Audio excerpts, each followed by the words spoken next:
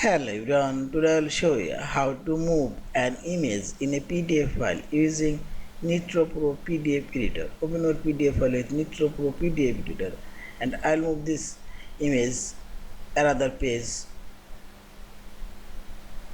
Select home option this menu bar and here you will find this edit option and simply click on this image and you can move it up and down on this page and left and right arrow you can use for move left and this right side and this up using your keyboard arrow.